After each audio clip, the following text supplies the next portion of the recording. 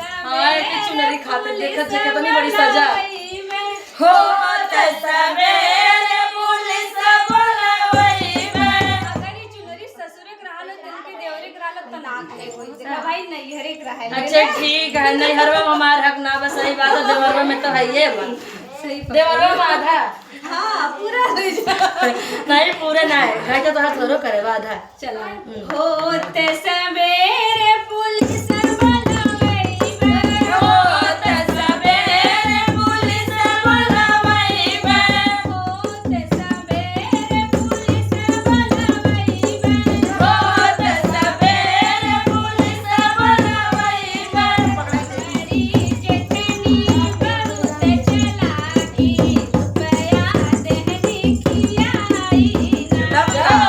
हमारी जटनी चतुर चलाकी रुपया दिहनी खियाई ना। 15 रुपया के पीछे वैसे बीत चुका बा। हमार भौजी सही हकीकत कह देती है कि हमारी जेठनी बड़ी चलाकी सही बात है, आजकल जहाँ रुपये पुलिस दरोगा एकदम हाँ बीत चुका बा। कानून भी चुकल कोनो बाटे। बात नहीं ना चलो हमारी जेठनी बहुत चलाकी बया देहनी खियाई ना।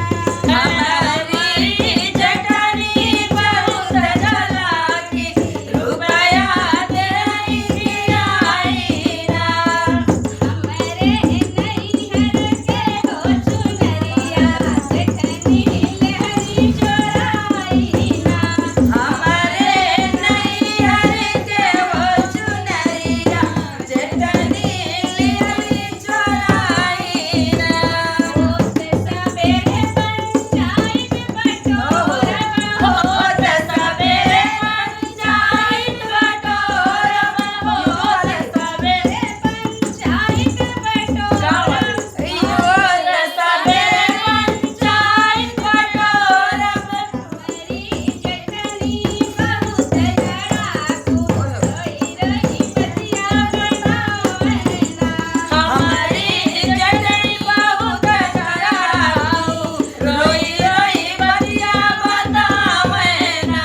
हमारी जेठनी बड़ी होला लड़ाकू रोई रोई बतिया बनावे ना।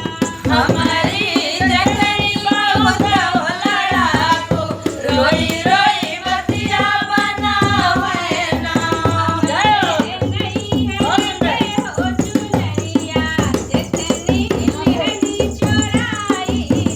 हमारे नैहर के हो चुनरिया जेठनी लहरी चोराई ना। पहुंचावा मानिए ना। ए भैया आज के जमाना में जेठान सास तो ननद तर पड़ जाते हैं, लेकिन देवरानी का दावा ऊपर चला जात बा।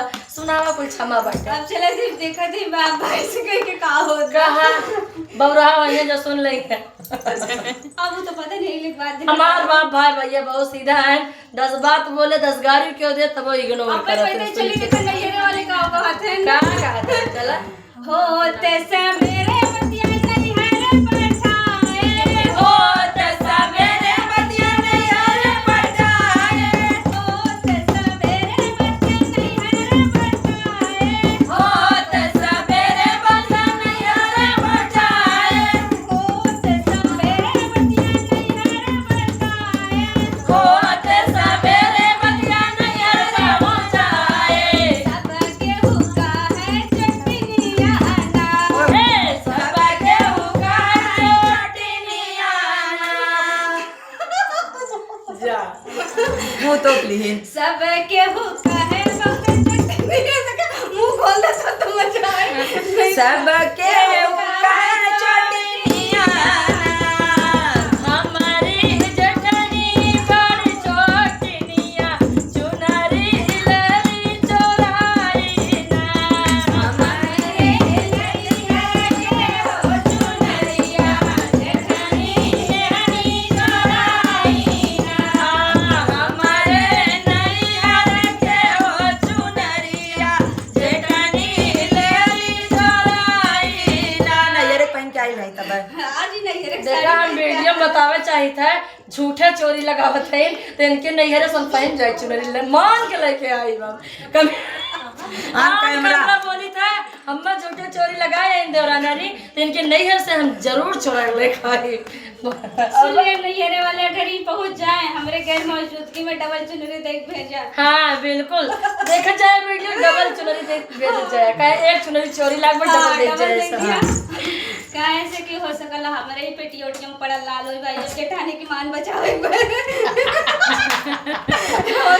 बहुत सुंदर और बड़ा अच्छा गाना गाइन दिल से धन्यवाद आपका देता अनीता यादव ऑफिशियल 45 चैनल पे। कैसे हमार जितना गाना जाला यही चैनल पे जाला तो आप लोग यही चैनल पे तो यही चैनल पे जाला तो यही चैनल पे सपोर्ट कैला भैया हमरे बोले ना अच्छा मचाई मेरे बच्ची बोल लेती काहे कि बहुत अम्बेडकर नगर ससुरलियो का ये पकड़िए सही आते और नैहरवा नैहरों फुलरिया मजाक के लगे तो वो ऐसे कैसे बोला जाता ना तो ये ना तो देखे फार्मा गैंग बोले में हमरे ना आवत हम ओकरे लिए क्षमा चाहब आप सबसे